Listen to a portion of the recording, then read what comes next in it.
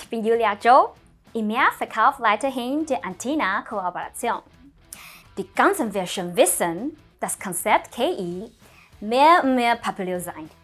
So, als Aetina Elite-Partner sind wir schon bereit, Sie in eine neue Ära der KI-Leistung zu führen. Heute zeigen wir Ihnen unser neues AGX Orin-System.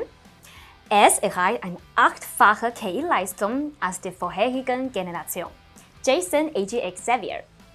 Außerdem verfügt es über diverse I/O-Schnittstellen und eine weit breite Eingangsspannung.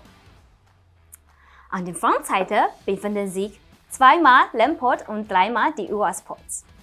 Und wenn wir es umdrehen, könnt ihr 3x die Serial-Ports und 2x die CAN-Ports sehen. Außerdem, um eine einfache Montage zu gewährleisten, ist das System mit einer Clip für Hutschiene am Chassis ausgestattet.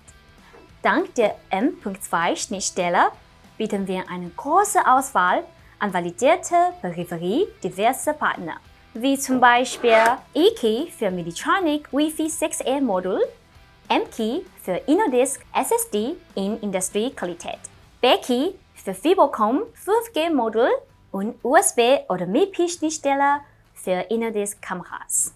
Je nach Anwendungsanforderungen können wir das AGX Orin-System mit bestimmten KI-Modellen integrieren, zum Beispiel Nummernschild-Erkennung für Smart Transportation, Holzvermessung für Smart Logistics,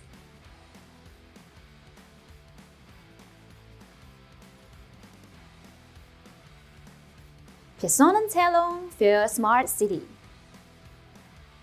Bist du interessiert an unser AGX Orin-System?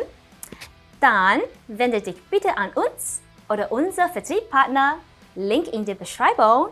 Und nicht zuletzt, wenn du unseren Stand auf Embedded World in Nürnberg in 2023 besuchst, bekommst du ein kleines Geschenk von uns.